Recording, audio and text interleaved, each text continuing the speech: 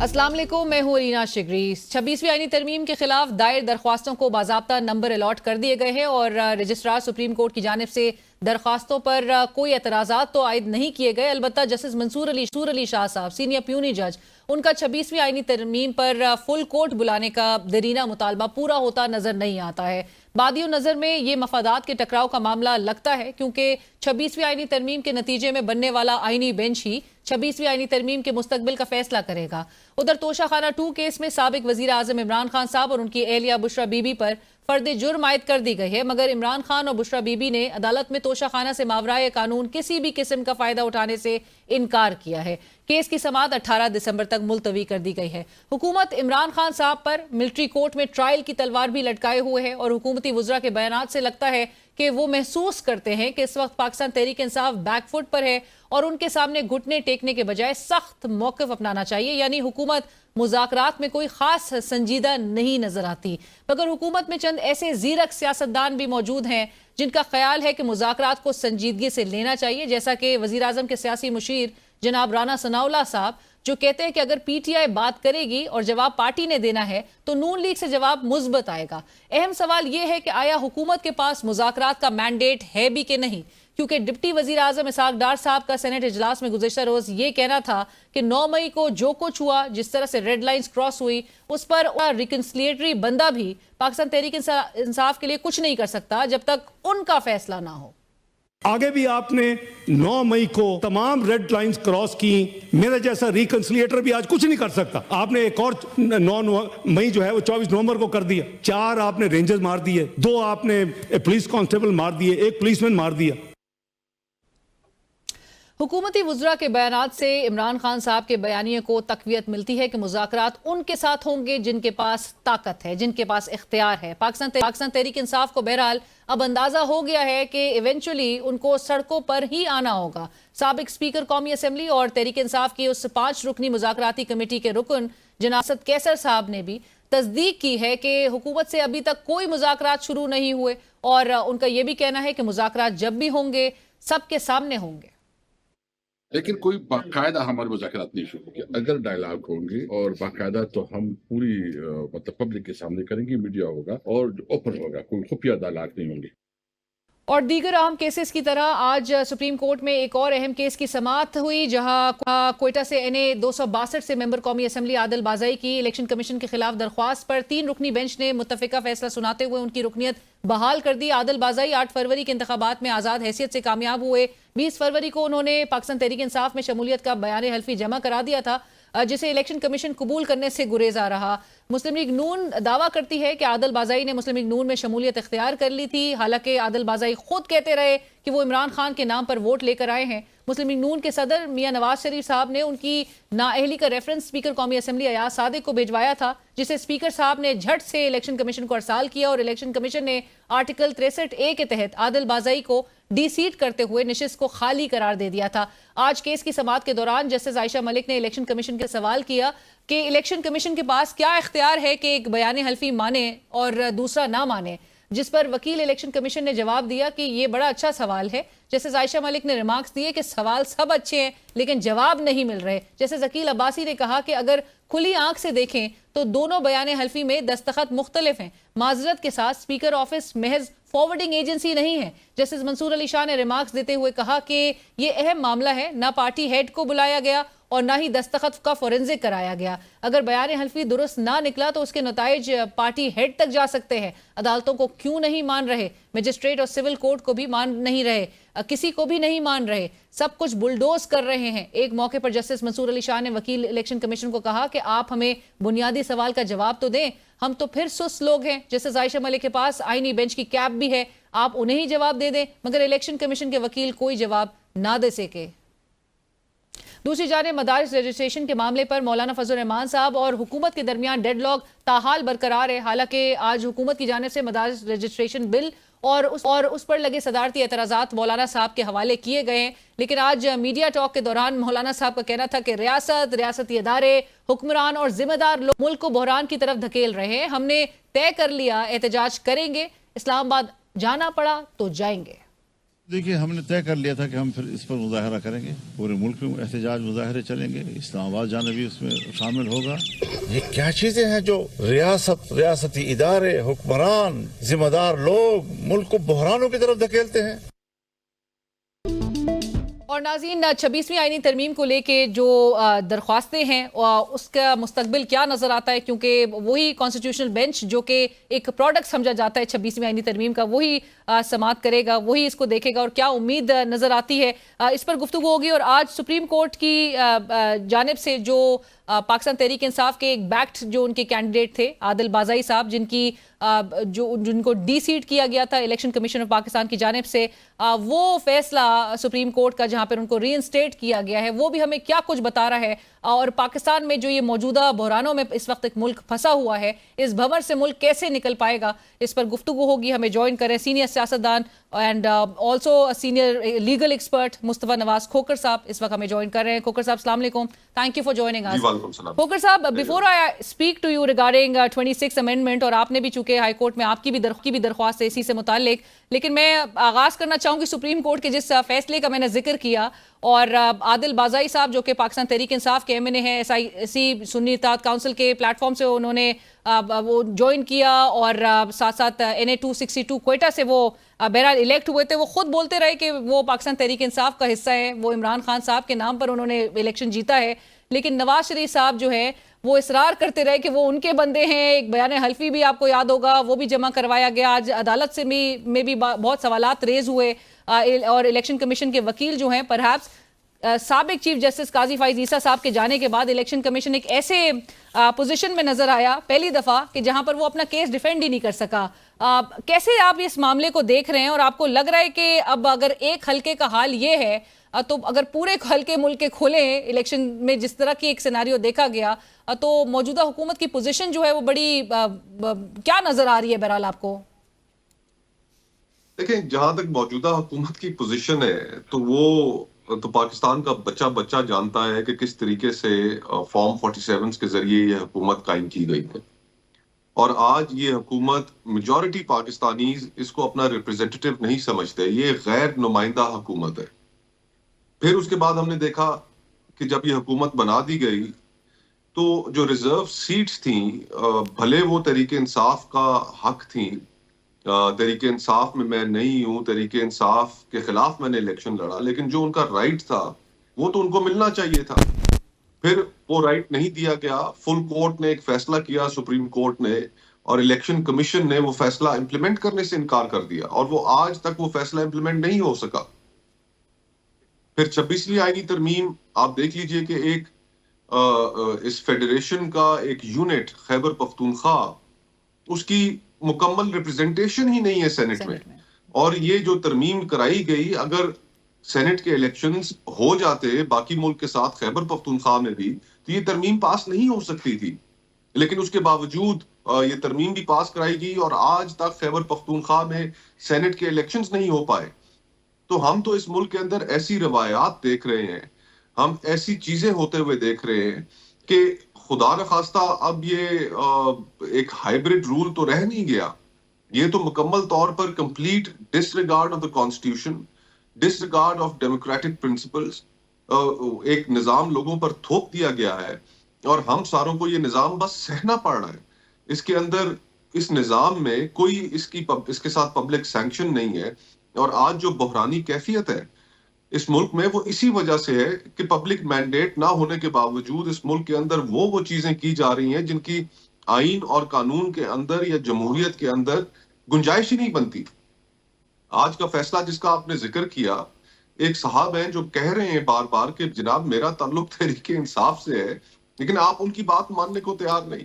آج election commission اور پھر وہ جو ایفیڈیوٹس ہیں، ابھی میں نے فیصلہ ڈیٹیل سے نہیں پڑھا، ڈیٹیل سے پڑھوں گا تو زیادہ اس کے اوپر بہتر رائے دے سکوں گا، لیکن بظاہر تو الیکشن کمیشن کی پوزیشن ٹھیک نہیں ہے، اور ٹھیک پوائنٹ آؤٹ کیا گیا کورٹ کی جانب سے کہ جناب ایک صاحب کہہ رہے ہیں کہ وہ ممبر نہیں ہے آپ کی جماعت کے اور آپ ایک جھوٹا بیان حلفی سبمٹ کر رہے ہیں اور کہہ رہے ہیں کہ یہ ہماری رائٹ. اینڈ میں وہ سوال بھی جسٹس عائشہ ملک نے بھی یہ سوال ریز کیا الیکشن کمیشن کے وکیل سے، اور انہوں نے کہا کہ آپ نے کس اختیار کے تحت بغیر انکوائری کے ایک بیان حلفی کو درست مان لیا، کیونکہ دو ایفیڈیوٹ جو ہے وہ سامنے آئے تھے. جیتنے والا کینڈیڈیٹ کہتا تھا کہ ایک میرا ہے دوسرا میرا نہیں ہے. سو ان سے سوال کیا گیا کہ الیکشن کمیشن آف پاکستان کی اتھارٹی سے متعلق، جس پر جو الیکشن کمیشن کے وکیل ہیں ایڈوکیٹ حارث عظمت صاحب، انہوں نے کہا یہ بڑا اچھا سوال ہے. تو ان سے جسٹس عائشہ ملک نے کہا کہ سوال تو سب اچھے ہیں، جواب نہیں مل رہے. یہ کتنا سنگین معاملہ ہے اور آپ کے خیال میں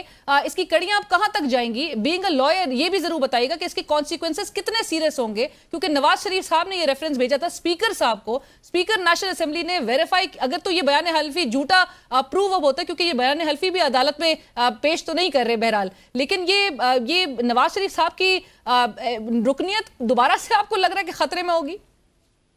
دیکھیں Alina, this country has become a joke. آپ نے میاں صاحب کی رکنیت کے بارے میں پوچھا. میں فرینکلی سینئر سیاستدان ہے، میرے ذہن میں ان کے لیے بڑا احترام ہے، اور میں تو یہ ایکسپیکٹ کرتا تھا کہ جس طریقے کے الیکشنز ہوئے ہیں، میاں صاحب keeping his back ground and Stitcher in mind, وہ اس طرح کے الیکشنز کو قبول ہی نہیں کریں گے. پاکستان کا واحد حلقہ میاں صاحب کا اپنا حلقہ ہے کہ جس میں رات 3 بجے جو ریٹرننگ آفیسر تھے وہ اچانک بیمار ہو جاتے ہیں، ان کو ہاسپٹل میں ایڈمٹ کرایا جاتا ہے، اور پھر اس کے بعد صبح کے 4 بجے ایک نیا ریٹرننگ آفیسر ان کے حلقے میں اپوائنٹ ہوتا ہے اور وہ پھر الیکشن جیت جاتے ہیں. میں تو بالکل یہ ایکسپیکٹ نہیں کرتا تھا کہ ان کے اسٹیچر کا آدمی اس طرح کے الیکشنز کو قبول کرے گا. اب جن بنیادوں پر یہ حکومت کھڑی کی گئی ہے وہ ہمارے ہاں ایک عام ضرب المثل ہے، محاورہ ہے کہ جھوٹ کے پاؤں نہیں ہوتے، اور ایک جھوٹ کو چھپانے کے لیے پھر آپ کو 100 جھوٹ اور بولنے پڑتے ہیں. تو یہ جو 8 فروری کے الیکشنز ہیں، ان کو چھپانے کے لیے، ان کو صحیح ثابت کرنے کے لیے اتنے ان کو جھوٹ بولنے پڑ رہے ہیں کہ وہ اب چل نہیں پا رہے. ہم تو حیران ہے کہ یہ 26 کانسٹیٹیوشنل امینڈمنٹ جس طریقے سے عدلیہ کو کانکر کر لیا گیا، یہ جس طریقے سے کانسٹیٹیوشنل بینچز کو بنا دیا گیا، یہ اس ملک میں کیا ہو رہا ہے. آزاد کشمیر کی میں آپ کو اگزامپل دوں گا کہ اس پولیٹیکل پروسیس کے بے معنی ہونے کی اگزامپل اس سے بڑی کیا ہو سکتی ہے کہ آزاد کشمیر میں اس وقت تمام جماعتیں حکومت میں، لیکن وہاں کے لوگوں کے نزدیک پولیٹیکل پروسیس کوئی حیثیت نہیں رکھتا. 2 دن وہاں پہ ہڑتال رہی، وہاں پہ احتجاج ہو رہے ہیں. ہم پورے ملک میں اس پولیٹیکل پروسیس کو، کانسٹیٹیوشن کو اتنا بے وقت کر چکے ہیں، اتنا بے معنی کر چکے ہیں کہ آج سیاست کے اوپر سے لوگوں کا اعتبار اٹھ گیا ہے. ہم ڈیسپریٹلی یہ کوشش کر رہے ہیں کہ سپریم کورٹ ریکٹیفائی کرے ان چیزوں کو. جس طریقے سے اس ملک میں انڈیپینڈنس آف جوڈیشری کو کمپرومائز کیا گیا ہے، اس کو ختم کر کے رکھ دیا گیا ہے. میں خود پٹیشنر ہوں سپریم کورٹ کے سامنے کہ وہاں پر ہم یہ اپنی استدعا لے کر گئے کہ جناب لوگوں کے ممبران کو، پارٹیز کو، کہ لوگوں کو اغوا کر کے یہ آئینی ترمیم پاس کرائی گئی ہے، اغوا کر کے لوگوں کو خیبر پختونخوا کے الیکشنز نہیں ہوئے، اس کے باوجود آپ نے کانسٹیٹیوشنل بینچز بنا دیے، پوری انڈیپینڈنس آف جوڈیشری ختم کر کے رکھ دی. تو یہ ملک میں کیا چل رہا ہے؟ یہ تو آنیسٹلی آئی ریئلی فیئر کہ ہم اتنے غلط راستے پہ چل پڑے اور اتنی ہم نے چیزیں الجھا دی ہیں کہ شاید ہم انہیں سلجھانے کے قابل بھی نہ رہے. Khokhar sahib, are you even tad bit hopeful یہ کہ کانسٹیٹیوشنل بینچ جو کہ اگین یہ پٹیشن تو وہی سن رہا ہے، آپ کو لگتا ہے کہ یہ کوئی انصاف کر سکے گا اس معاملے میں، اور ریویو کیا جانا چاہیے ویسے اس آئینی ترمیم کو؟ دیکھیں، ہم نے تو یہ اپنی پٹیشن میں بھی کہا ہے اور ان کے سامنے ایجیٹیٹ بھی کریں گے، یہی استدعا رکھیں گے کہ جب آپ خود اس چیز کے پروڈکٹ ہیں تو آپ کیسے ان کیسز کو سن سکتے ہیں. اس 26ویں آئینی ترمیم کے لیے فل کورٹ کی تشکیل کی جائے، فل کورٹ ان کو سنے. کانسٹیٹیوشنل بینچز ہمارے خیال میں تو وہ قانون کا ایک بنیادی میکسم ہے کہ a man cannot be a judge in his own cause. آپ خود اس کے بینیفیشری ہیں، آپ کیسے سن سکتے ہیں؟ تو ہماری تو استدعا یہی ہوگی. اب لیٹس ہوپ کہ when the case is actually taken up تو ہماری اس استدعا کے اوپر نہ صرف غور کیا جائے گا بلکہ قانون کے بنیادی جو پرنسپلز ہیں ان کو بالائے طاق رکھتے ہوئے کوئی فیصلہ نہیں صادر کیا جائے گا. رائٹ. کھوکھر صاحب، آپ کا کامنٹ میں یہ جو قومی حکومت کی بازگشت ہو رہی ہے، فواد چودھری صاحب بھی ایک فارمولا جو ہے وہ بھی آگے پیش کر رہے ہیں، اور آپ کو اس وقت نظر آ رہا ہے جو تمام سٹیک ہولڈرز ہیں, چاہے وہ گورنمنٹ ہو, چاہے وہ اپوزیشن کی اور ملک کی سب سے بڑی جماعت پاکستان تحریک انصاف ہو, چاہے وہ اسٹیبلشمنٹ ہو, کوئی بھی اپنی اپنی پوزیشن سے پیچھے ہٹتا دکھائی نہیں دے رہا. پھر عمران خان صاحب کے لیے یہ مشورے بھی یا ایک کنڈیشنز جو سامنے پیش کی جا رہی ہیں وہ بھی اس قسم کی ہیں کہ اگر عمران خان صاحب قومی حکومت کے لیے اگری کر جاتے ہیں تو ان کا ملٹری ٹرائل جو ہے وہ نہیں ہوگا. کچھ انڈیپینڈنٹ سینیٹرز ہیں وہ یہ مشورہ دے رہے ہیں کہ عمران خان صاحب کی جان بچ جائے گی اگر تو وہ اپنی اہلیہ کو ڈیورس کر دیتے ہیں. I don't even feel like mentioning such statements of independent senators جو کہ بہرحال اس وقت ہمارے ملک کے ایوان بالا میں جن کی نمائندگی ہے. بٹ آپ کو یہ کنڈیشنز یا یہ معاملات کو کس طرح سے آگے بڑھانا چاہتے ہیں, اس سے کہ آپ کیا اخذ کرتے ہیں اور معاملات کس پستی کی طرف ہم ملکی سیاست کو, ملکی معاملات کو لے کر جا چکے ہیں؟ ماضی میں بھی بہت کچھ کہا گیا, بہت کچھ کیا گیا, لیکن ابھی جس قسم کے چین آف ایونٹس نظر آ رہے ہیں اس سے کس ڈائریکشن پہ ملک جا رہا ہے, اور اس میں کوئی آپ کو ہوپ نظر آ رہی ہے کہ کہیں سے کوئی ایک سینٹی کا مظاہرہ کیا جائے گا؟ دیکھیں انفارچونیٹلی پولیٹیکل کرائسس تو ڈیپن ہی ہو رہا ہے. جو 26 نومبر کے واقعات ہیں اسلام آباد کے, انہوں نے اور مزید گہرا کر دیا ہے اس بحران کو. ہم سب اس سے واقف ہیں کہ کیا ہوا, انٹرنیشنل میڈیا نے بھی رپورٹنگ کی. اور فائنلی ایڈمیشنز بھی آنا شروع ہو گئی ہیں حکومت کی طرف سے کہ جہاں پر ایریل فائرنگ سے لے کے ڈیڈ باڈیز سے لے کے گولیاں چلائی گئیں. افسوسناک ہوا جی, ہم تو اس طرح تصور بھی نہیں کر سکتے تھے کہ این اسلام آباد کے بیچ میں اس طرح کا واقعہ ہوگا, گولی چلے گی. لیکن اب اگر معاملات کو ہم نے یہاں سے سلجھاؤ کی طرف لے کے جانا ہے تو میرے خیال میں الیکشنز واحد حل ہے. بحران کا حل تبھی ممکن ہو سکے گا جب آپ لوگوں کے مینڈیٹ کو تسلیم کریں گے, ان کی رائے کو مقدم رکھیں گے. 8 فروری کو ان کی رائے کو مقدم نہیں رکھا گیا اور اسی وجہ سے آج یہ ہم بحران دیکھ رہے ہیں. تو فری اینڈ فیئر الیکشنز ہی ایک واحد راستہ ہے. قومی حکومت کی بات ضرور ہو رہی ہے لیکن قومی حکومت کا آئین میں کوئی تصور موجود نہیں ہے. اگر کوئی حکومت ختم ہوتی ہے تو اس کے بعد الیکشنز ہی ہونے چاہیے.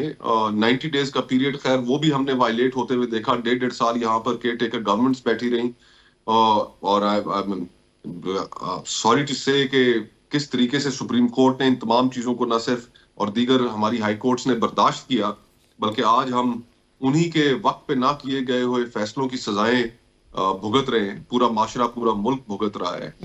تو حل تو واحد یہی ہے کہ الیکشنز ہو.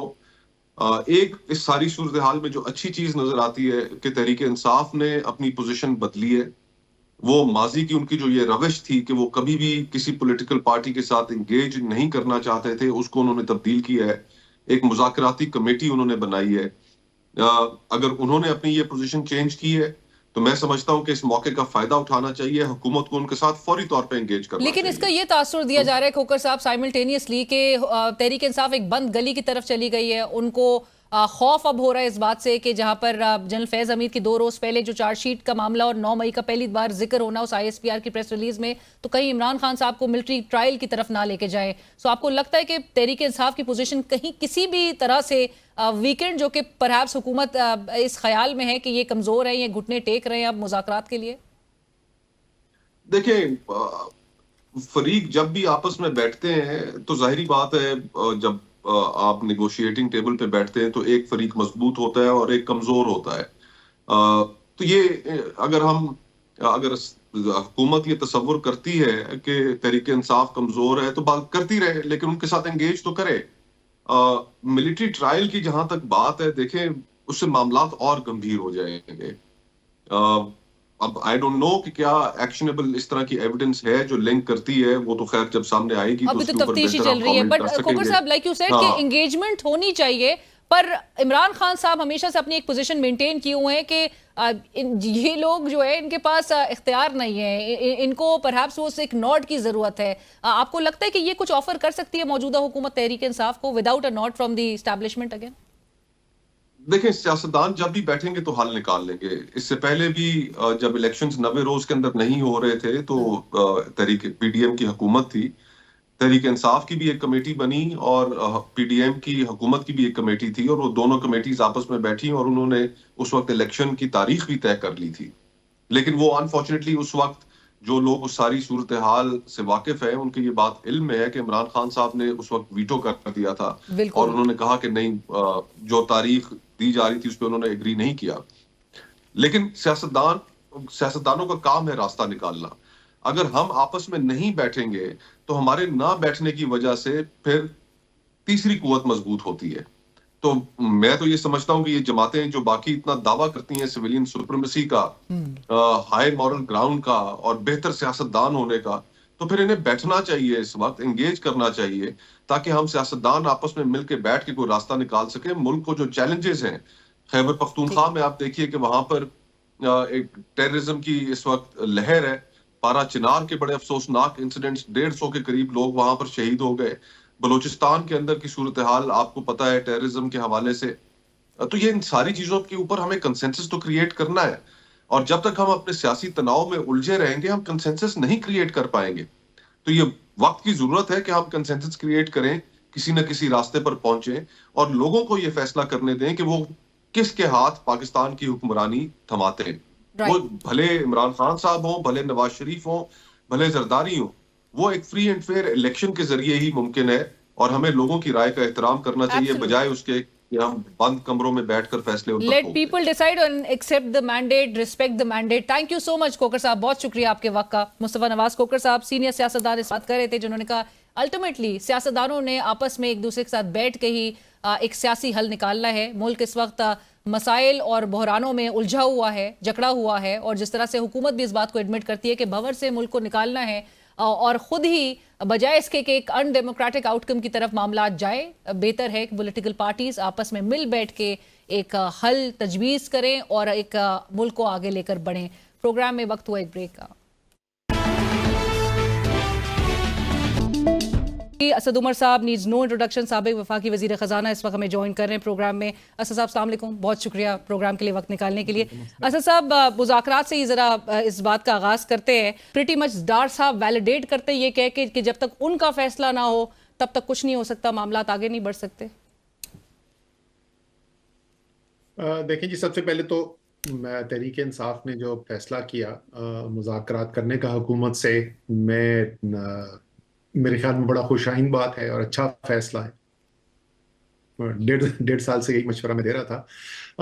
جو ڈار صاحب کہہ رہے ہیں، دیکھیں اس میں کوئی شک نہیں ہے کہ حکومت کے پاس وہ تمام اختیارات موجود نہیں ہیں کہ جو بات ہوگی اس کے اوپر حکومت اپنے فیصلے کر سکے بغیر ان کے فائنل ڈیسیژن کے. اس میں کوئی شک نہیں ہے. اور حکومت اور تحریک انصاف جس وقت وہ بیٹھیں گے تو وہ بیٹھنا بھی معنی خیز اس وقت ہے جب کم سے کم ان کو حکومت کو ایک گرین لائٹ ملی ہوئی کہ اچھا بیٹھ کے بات چیت کریں. یہاں تک تو بات بالکل درست ہے، لیکن ہمیشہ میں یہی بولتا ہوں کہ بات چیت کرنے کے لیے جہاں سے آپ نے ابتدا کرنی ہے نا، اس ابتدا کا بہترین راستہ یہی ہے. بالکل آپ ڈائریکٹ اگر اسٹیبلشمنٹ کے ساتھ اپنی سب سے کرٹیکل ڈیمانڈز کے ساتھ ڈسکشن شروع کریں گے تو وہ کہیں بھی نہیں جائیں گے، بلکہ بات چیت شروع ہی نہیں ہوگی. اور تقریباً وہیں پہ ہیں. کچھ سننے میں آتا ہے کہ اسٹیبلشمنٹ کے ساتھ کوئی پیچھے بات چیت ہوئی تھی، یہ 24 نومبر سے 26 کی صبح تک بڑی چیزیں اگری ہو گئی تھی، یہ پی ٹی آئی خود بھی بولتی ہے. جی بالکل. سو وہ ہوا تھا، لیکن میرے خیال میں اگر ہم حل کی طرف جانا چاہتے ہیں نا تو اس حل کے اندر حکومت کا بھی ایک کردار ہوگا. سب سے طاقتور وہ بالکل نہیں ہے، لیکن ان کا بھی ایک کردار ہے. تو میرے خیال میں ایک مثبت بات ہے کہ وہاں سے شروع کر رہے ہیں. ڈار صاحب ریکنسلیٹری آدمی ہیں، یہ بات درست ہے، لیکن ہمارا بھی جب ہم اپوزیشن میں ہوتے تھے 2013 سے 18 اگر حکومت سے کوئی بھی کام کروانا تھا تو ڈار صاحب کے پاس جاتے تھے، کیونکہ سب سے زیادہ آسانی سے بات ماننے والے ڈار صاحب تھے. یہ دعویٰ ان کا درست ہے. لیکن دیکھیں ڈار صاحب جو بات ٹھیک نہیں کرے نا، اور اس کا حل بھی اسی سٹیٹمنٹ کی، گوہر کی جو سٹیٹمنٹ ہے بیرسٹر گوہر کی، اگر آپ سنیں اس کو غور سے، اسی کے اندر حل بھی انہوں نے دیا ہوا ہے. انہوں نے کہا ہے کہ اگر آپ جوڈیشل کمیشن بنانے کو تیار نہیں ہیں تو پھر 9 مئی کی دھول کو بیٹھنا چاہیے. یہ ڈار صاحب کا کہنا ٹھیک ہے کہ اتنی زیادہ اس کے اوپر 9 مئی کے اوپر پوزیشن لی جا چکی ہے کہ اس کے اوپر شاید یہ کہہ دینا اب حکومت کی سائٹ سے کہ چلیں کوئی بات نہیں آگے بڑھتے ہیں، شاید یہ ممکن نہ ہو. تو جوڈیشل کمیشن اگر بن جاتا ہے اور ایسے ججز کی سربراہی کے اندر یہ بن جاتا ہے جن کے اوپر عوام کو بھی اعتماد ہے، سیاسی حلقوں کو بھی اعتماد ہے، دونوں سائڈ یہ سمجھیں کہ یہ کسی ایک طرف فریق نہیں ہے، तो वो एक अच्छा रास्ता बन सकता है कि चले वो जो कानूनी कार्रवाई है, जो अदालती कार्रवाई है, वो चल रही है और हमारी बातचीत अपनी तरफ हो रही है। तहरीके इंसाफ को उससे एतमाद ये मिलेगा कि ठीक है, हमारे खिलाफ 9 मई के केसेस को सियासी तौर पर इस्तेमाल नहीं किया जाएगा। हुकूमत को एतमाद ये होगा कि कोई ये नहीं कह सकेगा कि अगर आप तो इतना कह रहे थे कि इतना बड़ा पाकिस्तान के खिलाफ काम हो गया तो आपने कैसे छोड़ दिया। तो मेरे ख्याल में गौर की पूरी स्टेटमेंट सुने तो उसी के अंदर हल मौजूद है। बट असद साहब, ये क्रिटिकल मुतालबात में ही शामिल होता है ना जुडिशल कमीशन बनाना। आपको ज़हनी तौर पे तैयार जरूर होना होता है कि जब मैं बातचीत करूंगा तो मुझे कुछ ना कुछ देना जरूर पड़ेगा। ये जो भी बैठेगा उस फरीक को ये सोचना जरूर पड़ेगा। लेकिन जब मुज़ाकरात शुरू होंगे उससे पहले कोई नहीं अपनी पोजीशन से हटेगा, तो आप वो मुश्किल या सख्त बयानात से ना घबराएं। मैं आज सुबह एक सुन रहा था एक मुशायरा, उसमें एक शेर मैंने सुना, अगर आपकी इजाजत तो वो बिल्कुल हस्बे हाल है इसी। बदगुमानी को नहीं छोड़ते खामोशी पर, बदगुमानी को नहीं छोड़ते खामोशी पर, बात कीजिए तो कोई हल भी निकल आता है। बातचीत शुरू होगी तो फिर हल निकलेगा ना।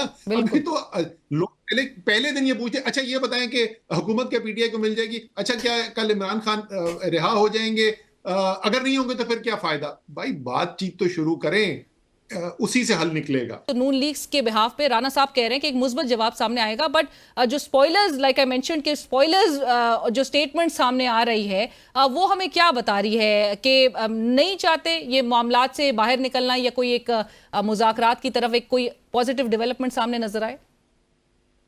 अच्छा, इसके अंदर दो बातें।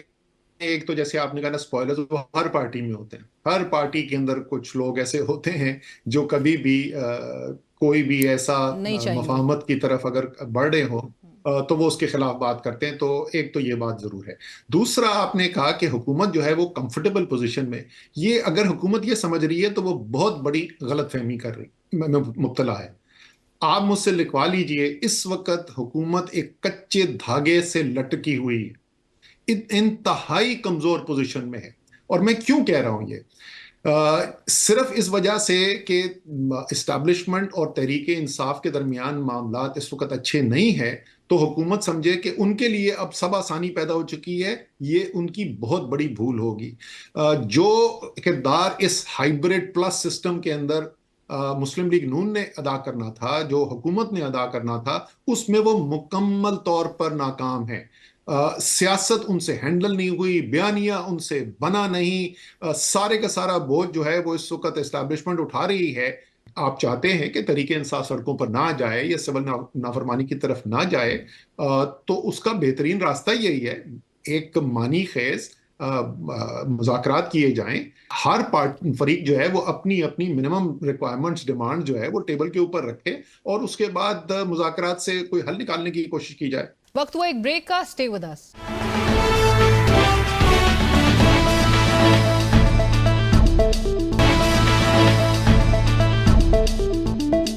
Welcome back. डिस्कशन को आगे बढ़ाते हैं। ऐसा साहब, आज अदालतों से वैसे जो पाकिस्तान तहरीक इंसाफ के लिए कुछ अच्छे फैसले आने शुरू हो चुके हैं, और ये साबिक चीफ जस्टिस काजी फाइज ईसा साहब के जाने के बाद ये एक पहली ऐसी डेवलपमेंट है जिसमें इलेक्शन कमीशन एटलीस्ट अपने आप को, अपने केस को डिफेंड नहीं कर पाया है। आज आपके सामने है वो आदिल बाज़ाई साहब जो कि क्वेटा से NA 262 से आज़ाद हैसियत में मुंतखब हुए थे, कौमी असम्बली के मेंबर। उनकी रुकनियत को किस तरह से उनको नाअहल किया गया, उनको इलेक्शन कमीशन ने डीसीट किया था, वो भी नवाज शरीफ साहब के जानिब से भेजे जाने उस रेफरेंस के हवाले से कि जिसके वो बयान हल्फी था, बयान हल्फी भी वेरीफाई किए बगैर इलेक्शन कमीशन ने फौरी फैसला सुना दिया था। आज उनको रिस्टोर कर दिया, आज उनकी रुकनियत को बहाल कर दिया। सो तहरीक इंसाफ को बहरहाल आपके ख्याल में अदालतों से एक अच्छी उम्मीद रखनी चाहिए अब?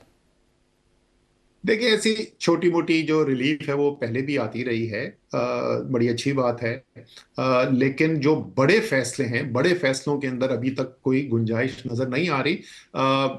To be fair, constitutional bench जो है उसने अभी काम करना शुरू किया है। अब जब उनके बड़े जो केसेस हैं तहरीक इंसाफ के, 8 फरवरी का केस बदकिस्मती से बड़ी उसके अंदर मिस हैंडल हुआ वो केस के, उधर तैयार ही नहीं थे तहरीक इंसाफ के लॉ। जी जी, पता नहीं हामिद खान को डेजिग्नेट भी किया था या नहीं किया था मुझे नहीं पता, तो तहरीक इंसाफ वाले बता सकते हैं, लेकिन जो कोई ना कोई वकील वहां होना चाहिए था।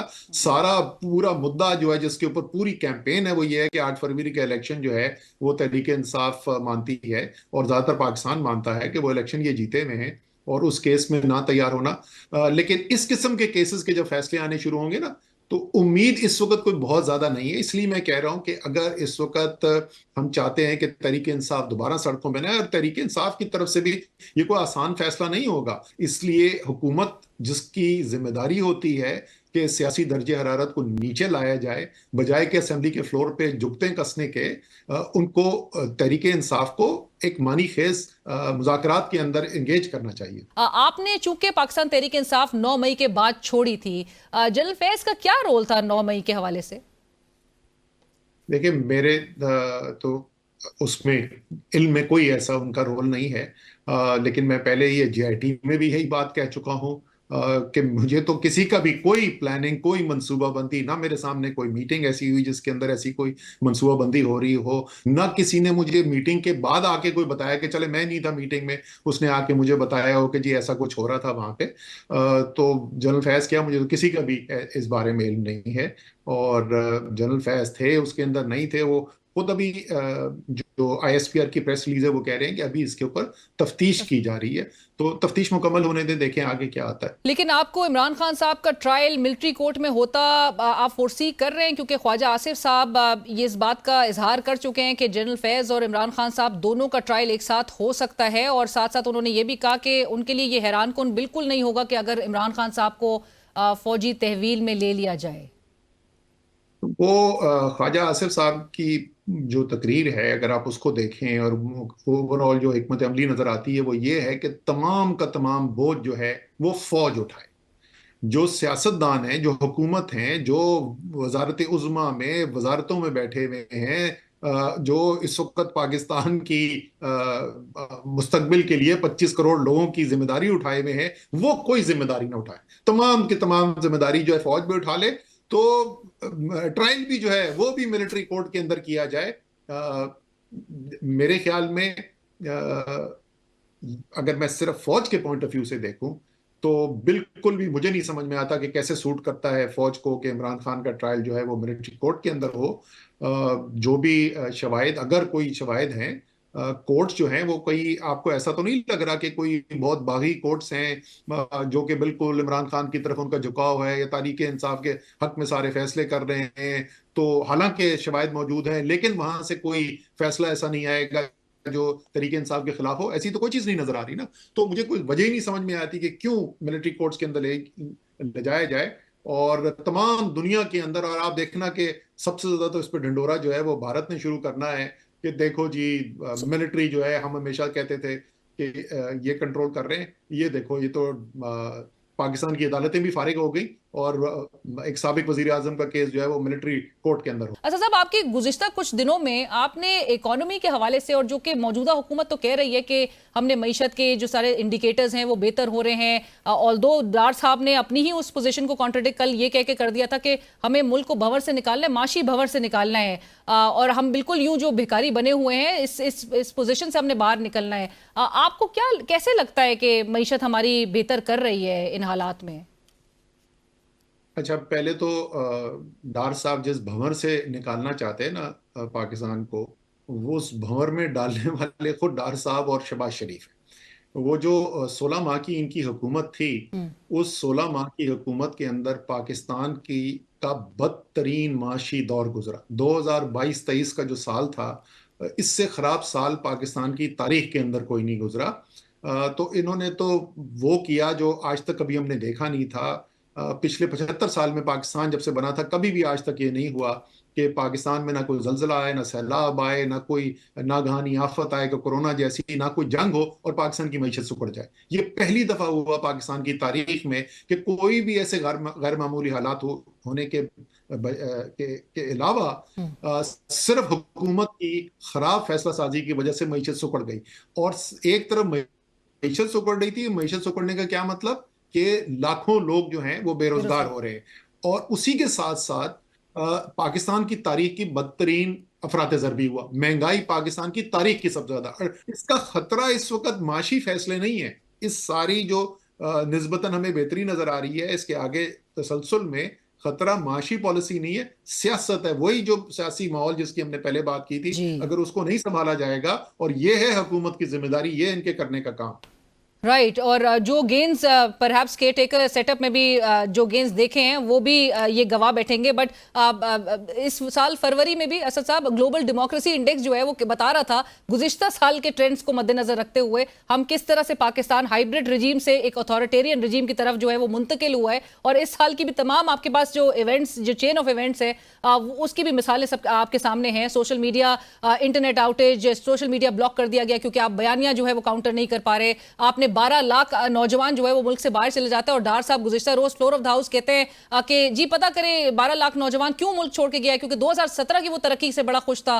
सो इस हद तक इंडिफरेंस या नाइविटी इसको कहें, क्या कहें, कि आपको परवाह ही नहीं है कि आपके लोग जो है वो मुल्क छोड़ के जा रहे हैं, आपके आइन की जो है वो खिलाफ वर्जी हो रही है, आप मुल्क में डेमोक्रेटिक राइट एक्सरसाइज करने किसी को नहीं दे रहे, आप सबसे बड़ी सियासी जमात को जो है वो बिल्कुल मार्जिनलाइज या कॉर्नर किए हुए हैं और आप मामलात को आगे लेकर बढ़ना भी नहीं चाह रहे। नहीं, आप जो है आप डार साहब के साथ ज्यादती कर रही है। मैं आपको डार साहब की जगह खड़ा कर देता हूं और आपसे कहता हूं कि हुकूमत की जो कारकर्दगी है इसका दिफा करके दिखाएं। मैं देखता नहीं हूं हो आप क्या बोलेंगे। पाएगा, नहीं हो पाएगा। यही मैं आपसे बोल रहा हूं, ये आपने बिल्कुल दुरुस्त बात की। ये जितना आपको जबर ताकत का इस्तेमाल, जो लोगों के ऊपर प्रेशर बिल्ड किया जा रहा है, मीडिया के ऊपर प्रेशर, ये सारी की सारी सियासी नाकामी है इस हुकूमत की। ये सब हो इसलिए रहा है, इसकी जरूरत इसलिए पेश आ रही है कि ये मुकम्मल तौर पर नाकाम हो चुके हैं। इसलिए मैं कह रहा हूं, याद रखिएगा मेरे अल्फाज, कच्चे धागे से इस वक्त लटक रही है ये हुकूमत। Right, thank you so much Asad साहब, बहुत शुक्रिया आपके वक्त का। और इसी के साथ ही हमें इजाजत दीजिए, अल्लाह हाफिज।